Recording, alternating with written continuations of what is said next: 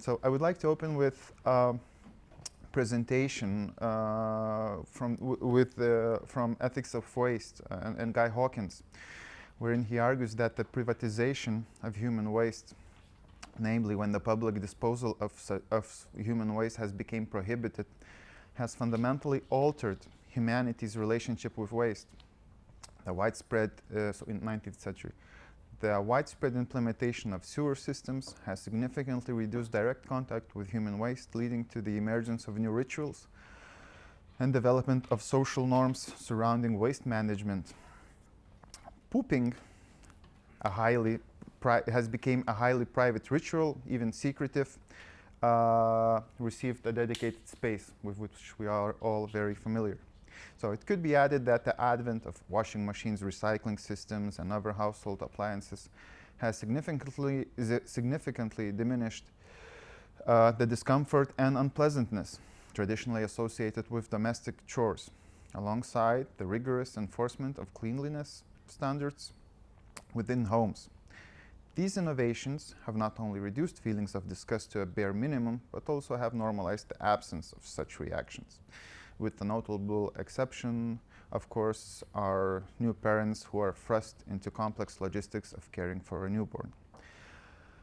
The exploration of the relationship between trash, waste, disgust within the household context or framework represents only a small portion of what trash truly encompasses. Within domestic spaces, disgust plays a key role in prompting the removal of waste, not merely as something that has outlived its usefulness, like packaging, but also as an intrusion upon spaces considered sacred, threatening cleanliness and order. In this context, nothing new will be said by asserting that disgust is an enforcer of the rules that uphold a particular vision of cleanliness, and disgust reinforces the boundaries of what is deemed acceptable in a well-maintained home. Naturally, more things can be said about disgust within this context. So disgust is an emotion, a type of complex feeling that is temporal, and temporal is important here. I would like to argue, or one of the thrust of this paper is that disgust does not disappear without a mark. As trash, waste, exit our field of perception, not only does it leave a tinge of negativity, but also shapes our future relation with similar objects. To use a more technical vocabulary, discuss sediments within the categories of trash, discard, waste. Certainly, the rituals of purification have triumphed over disgust, as was said before, for we are always threatened with disorder within public, outside, and even nowadays in nature. Despite the efficiency of modern waste management systems that swiftly remove trash from our surroundings, discarded items often return to our awareness in a seemingly uncanny way, reminding us of the persistent presence of waste in our lives. In a sense, trash, waste, and discarded items take on a ghostly presence as remnants of previous human activities. In parks, they appear as residue of particular coffee rituals, along highways as fragments of road incidents. Even in nature, traces of various human activities are pervasive, for we now inhabit a world where trash is omnipresent, and the sediments of disgust also linger in our perception, shaping how we apprehend the world as one filled with discarded objects. The notion that we view our household as clean often extends to how we imagine our cities and natural environments, projecting a similar expectation of cleanliness onto these larger spaces, or rather into specific contexts of these spaces. However, the degree to which different cultures tolerate the presence of trash is a distinct and complex matter, interesting in itself, but maybe not today. Often, the longevity and persistence of objects of trash have been positioned as non-experiences, as something that emerges as waste, remnant, artifact, discard, a sediment of human activity. Trash, waste, and discard in general appear as limit phenomena that subsumes to the formula of use, discard, and forget. Therefore, it is difficult to describe phenomenologically, at least in the traditional sense. Naturally, I do not intend to address all the specific problems that arise within these contexts, as they are numerous and challenging. Instead, I aim to use this opportunity to focus on several key aspects of the relationship between trash, dirt, and disgust that have preoccupied me over the past 3-4 months. These aspects involve exploring differences between phenomenological and anthropological approaches to dirt, disgust, and waste. Specifically, I'm interested in the limitations of the phenomenological analysis, the transition of emotions from subjective to objective, social, political spheres, how trash's negative value is apprehended at these levels, among other related themes. The difference being from materiality and immateriality. This is very much a work in progress, so, you know, I would like some feedback. I will get some feedback, I'm more than sure. So anyway, the intrigue of this paper lies in my intention to compare phenomenological approach to discuss its potency and venture into avenues beyond this that phenomenological approach. On the one hand, I want to refer to a phenomenological analysis of disgust presented by a Hungarian-born philosopher Aurel Kölnay, 1900s, 1973. And on the other hand, the British anthropologist Mary Douglas, so 1921, 2007. Besides presenting their respective frameworks and approaches, that of phenomenology of disgust and that of Douglas's approach to social institutions, the perspective I want to liken relates to their respective conceptions of dirt. I can reveal immediately that the comparison is not entirely productive, so as it will become towards the end of the paper. So I hope you can walk with me through my series of unfortunate mistakes. But I think at the end there's something that comes out productive in negating negating the particular view. So what I will do, present Kölnay's conception of disgust, present Mary Douglas, and I will try to mingle and tangle a bit with these conceptions and place them within something like an ecological context, but of course trying to be narrow within my analysis, because it has to do with disgust and it's not that broad as it was before with other papers. So it's a bit of a different perspective.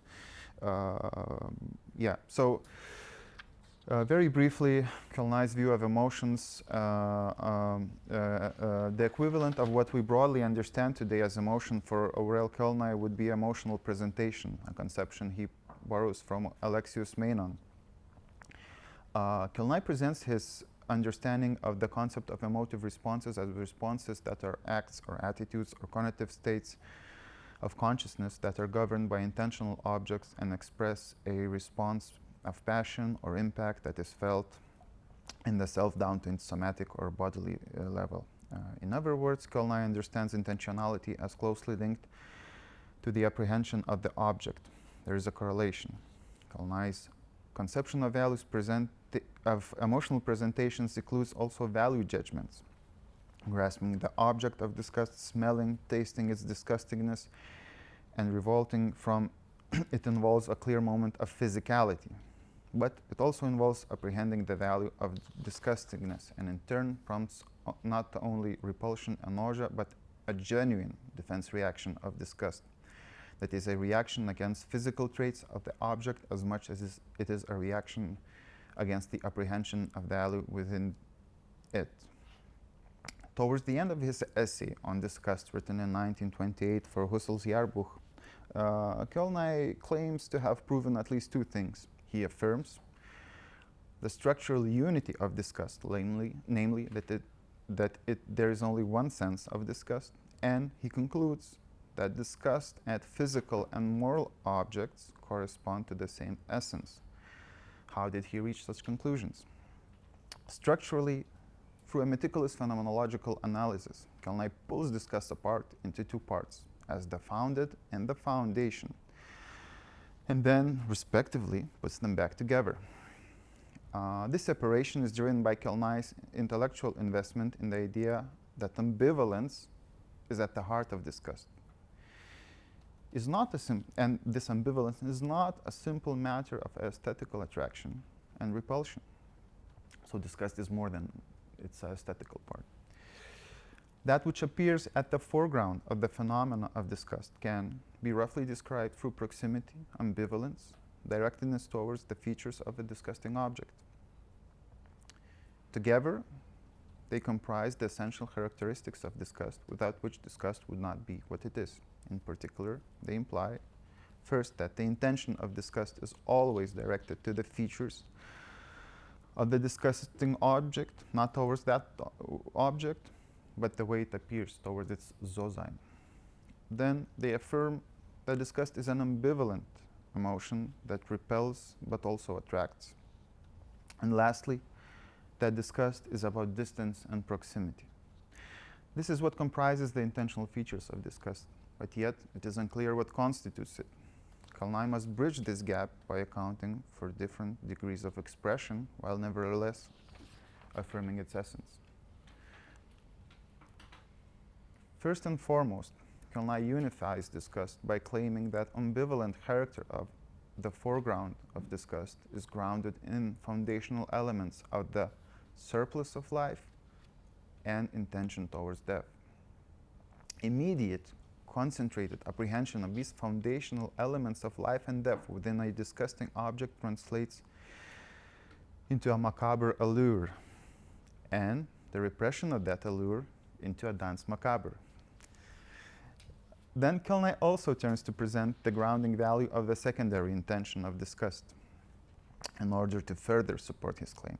While the primary intention of disgust is directed towards the features of a disgusting object, the secondary intention relates to the subject to the signification of the deathly by facilitating recognition of affinity with it. So that which appears with my own flesh. Essentially, the safety mechanism of disgust is founded as the reaction against further immersion into this affinity. So there's always fear that we can become immersed in that which is disgusting. But within the immediacy of the situation, the secondary intention, together with the intention towards death and surplus of life, are removed to an almost unrecognizable degree as a, quote, disavowed relation to the essential features of the matter, end of quote. The fundamental existential element does not come to the fore of disgust, but could it? Kelnay is reluctant to provide a clear answer. In addition, Kelnay redefines proximity as substantial proximity, as, quote, sensual perceivability, as palpability, as the closeness of functional relation, traffic, communion with the object, end of quote. For him, this type of proximity encapsulates the full significance of disgust. So the full significance of the experience of disgust then implies the understanding of that life and death are signified in disgust in a concentrated manner and manifest in the emotion as such only partially, as attraction and repression, without an immediate reference to its core. In addition to this, Kelnay also concludes that these fundamental elements form a unitary composition of the emotion itself.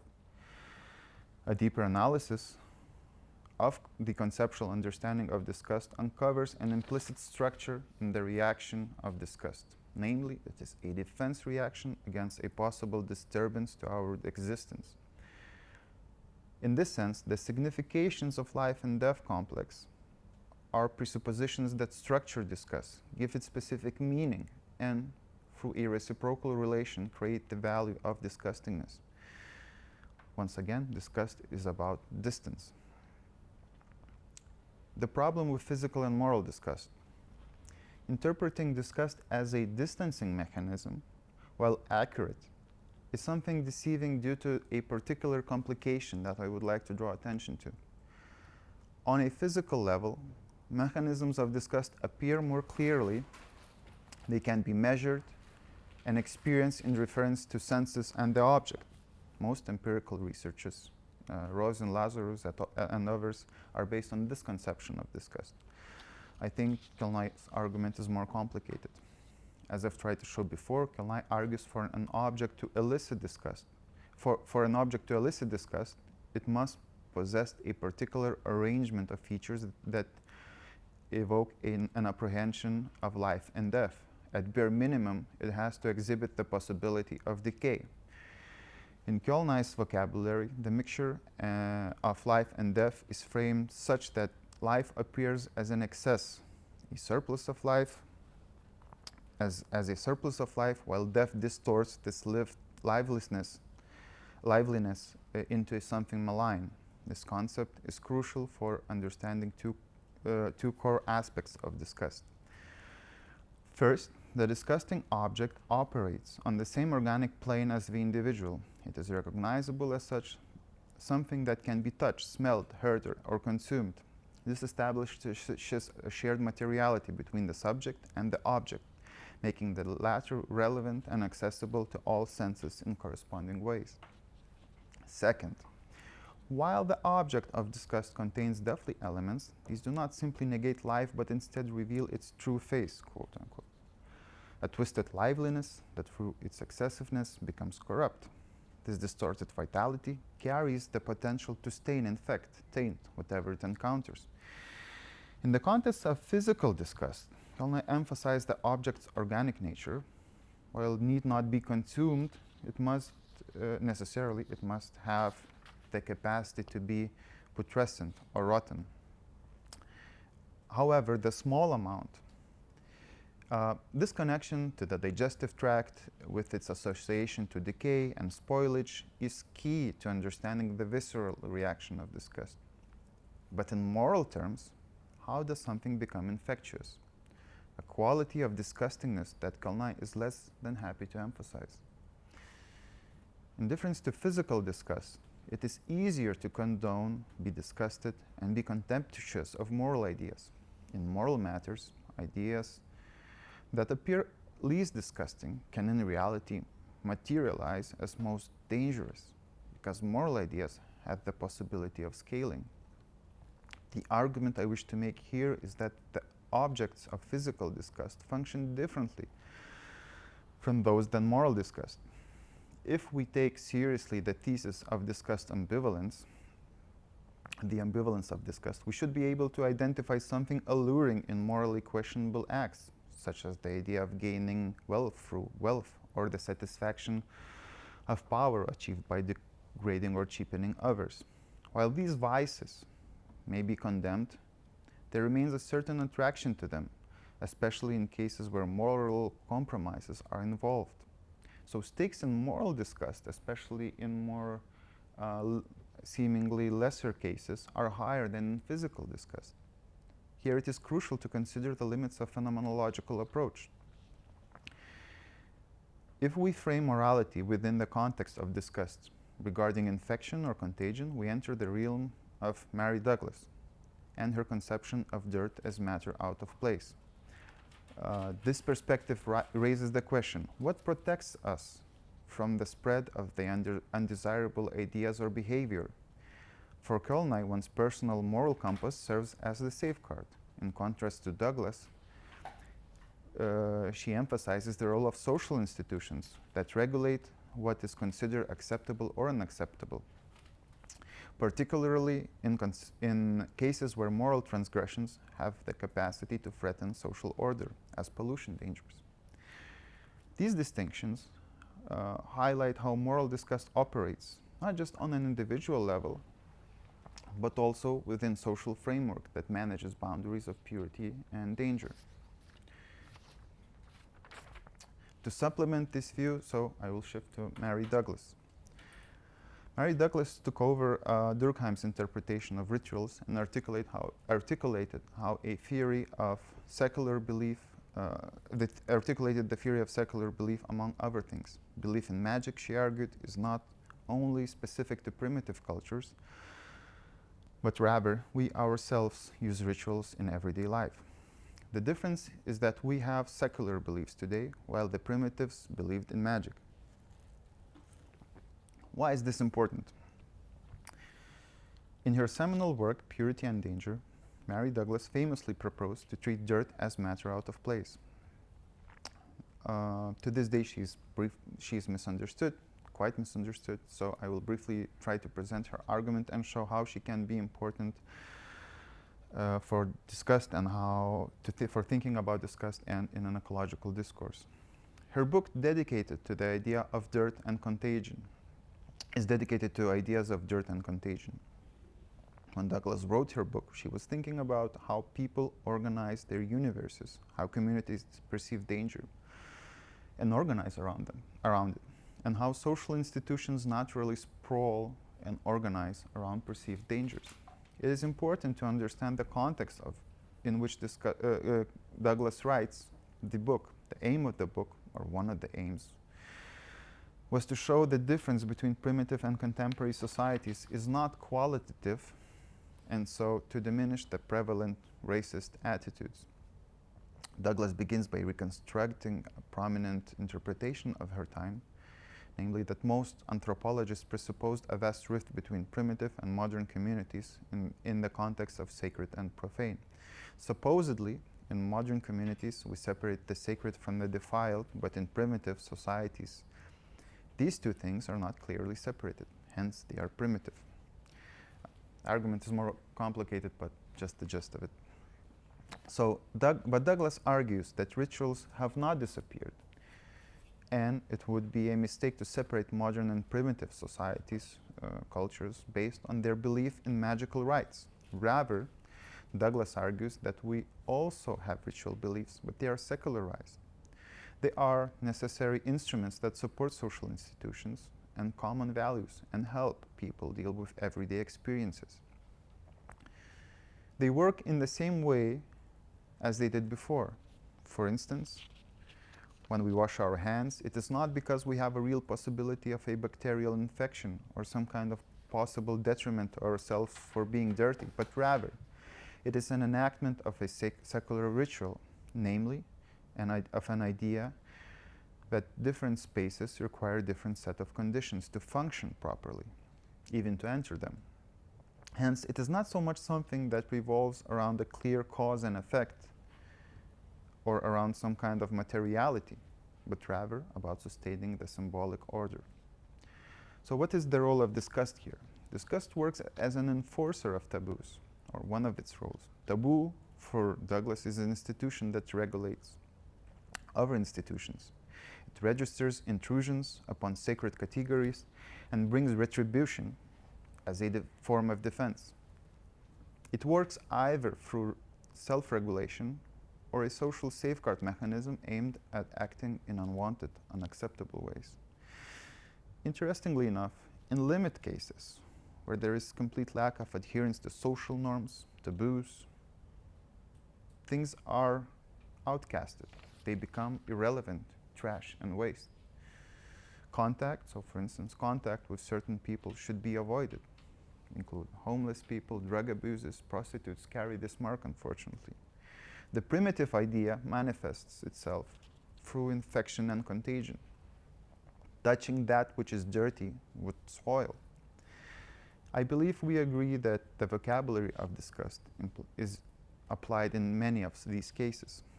Another important point by Douglas is that not every disorder is a pollution danger. By pollution danger, she means dirt, and by dirt, she means matter out of place. Pollution is something that causes disorder, that does not accord with accepted norms. But not every pollution is dangerous, because not every pollution disrupts symbolic systems. Simple sneezing, while it is considered a spread of bacteria, is not necessarily in itself a disruption, unless we do not cover our mouths and sneeze onto someone. Something becomes a pollution danger when it threatens currently established systems. For the homophobes, it is the multiplicity of sexual orientations. For the racist, it is the color of the skin. For people who are extremely tidy, it is specks of dust on the counter. Transgression of the secular beliefs are called pollution dangers because they aim to destabilize the symbolic order, not only just one thing. So transgression, even perception of potential danger, may evoke many forms of emotions. Now, very importantly, a grave pollution danger is a grand pollution danger that structures the symbolic order.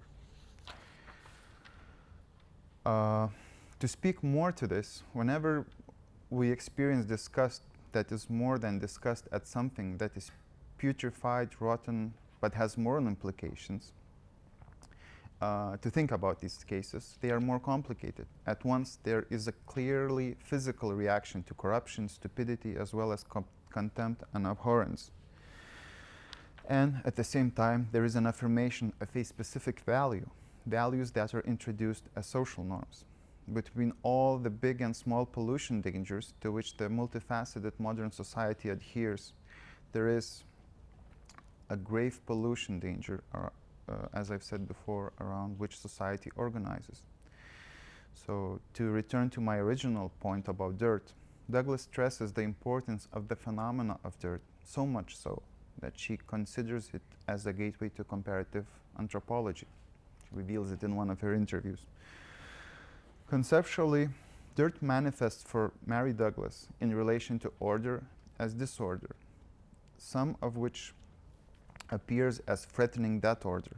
Entire societies can group around specific pollution danger, and herein emotions receive many faces and expressions in these matters.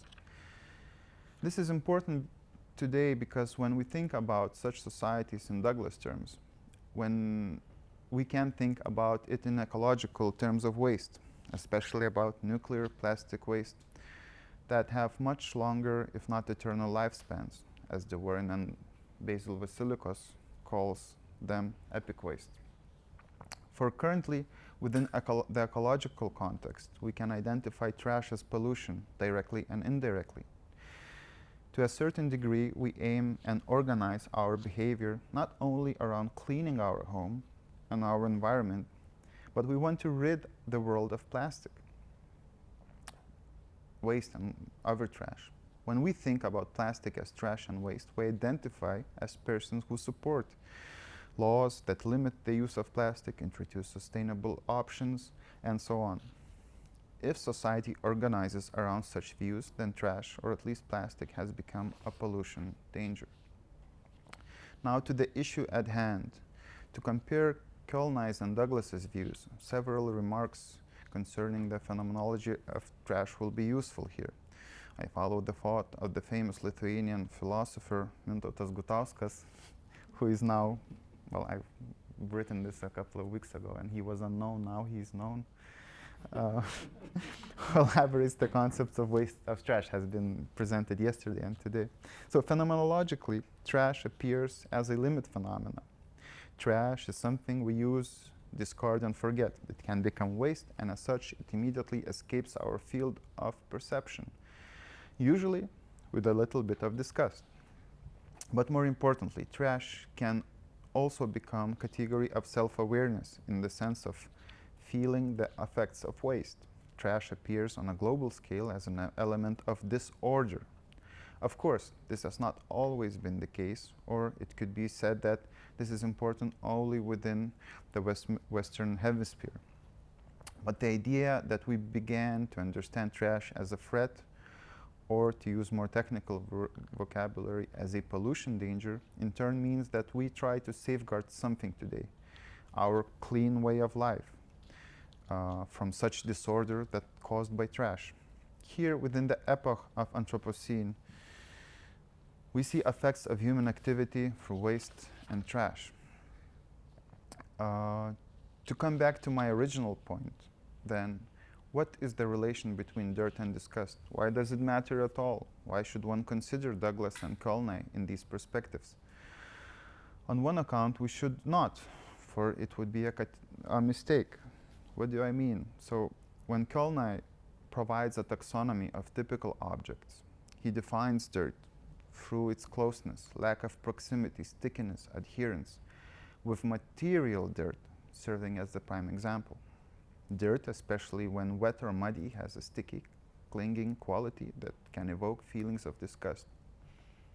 It is not just the tactile sensations of dirt, but also its visual appearance and what it symbolizes: uncleanliness, disorder, potentially harmful germs or parasites. What contributes to the disgust response?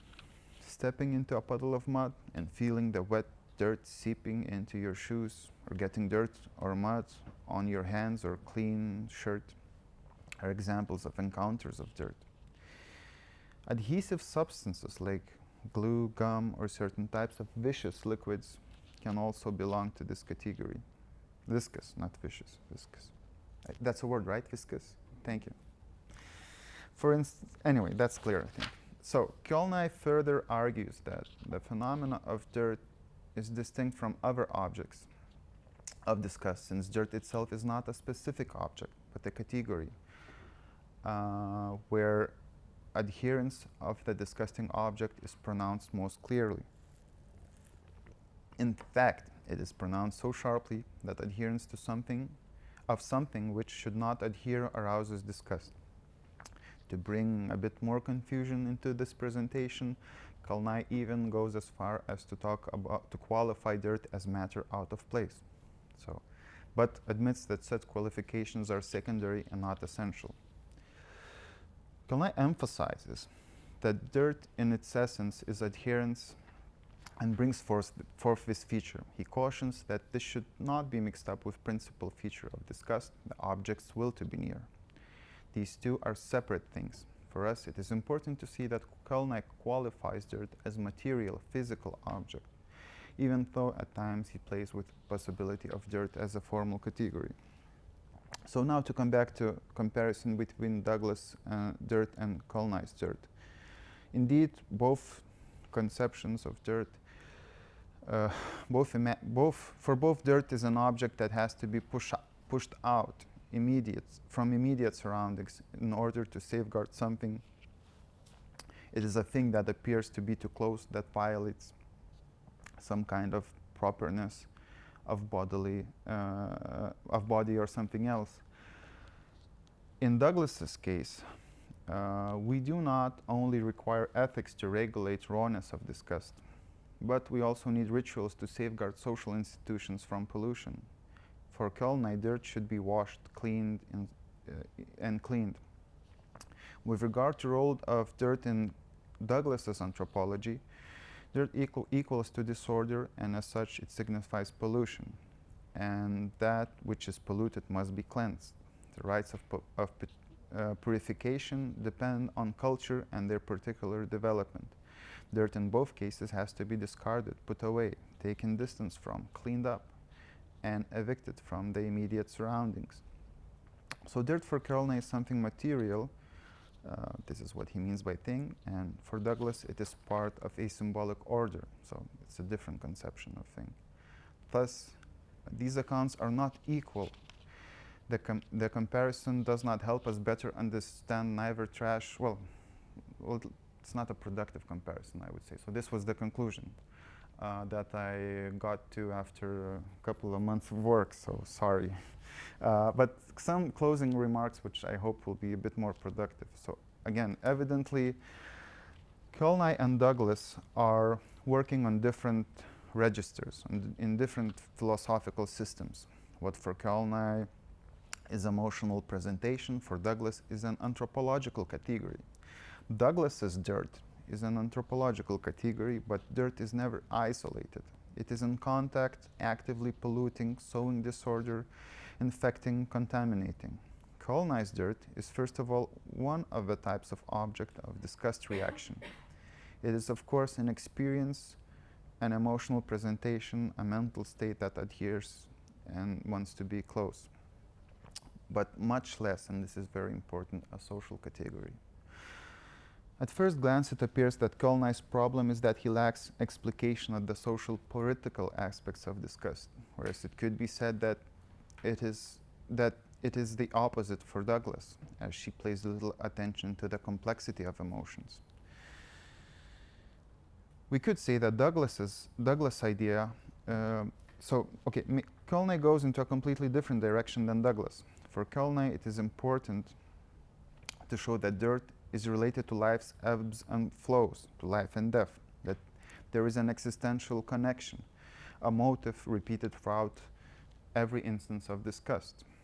We could say that for Douglas, her ideas are also existential, for they explain how social institutions are manifested through a primordial need of communities and how they help regulate, deal with dangerous elements around which societies organize. Douglas, on the other hand, proposes to approach dirt as matter out of place, as pollution that becomes important once it threatens the idea of purity to which a particular society adheres to. Taboos, rites of purification, social institutions, politically, legally, emotionally, regulate the flux of ideas and attempt to diminish that which is out of order, out of place. Today, we attempt to understand ecological problems structurally, sociologically, philosophically, and that is important, but in many cases, it comes at the expense of subjective experience that might adhere to a different set of political ideology or organize around a different sense of pollution, danger. Hence, emotions, I think, play an important role. They show what is important not only personally but socially. Emotions are rarely simple physical reactions to a physical thing. This is the role of feelings such as pain and pleasure. Emotions can express uneasiness felt from imminent effects of accumulated waste, trash, and can be conveyed, but the same way they can be ignored, neglected, and pushed away. Emotions can play an important part in solidifying within the imagination negative effects of waste. Communities can be genuinely concerned about their impact for ecology, or they can pretend to be so. They are fragmented, multifaceted. Concerning waste, discussed sediments, concerning waste, discussed sediments not only appear not only as negative evaluation of waste products, but also as a norm that is instilled at home. The norm can be formulated along these lines. Spaces should be free of trash, therefore trash has no place neither in private or public. Trash, waste have to be disposed of.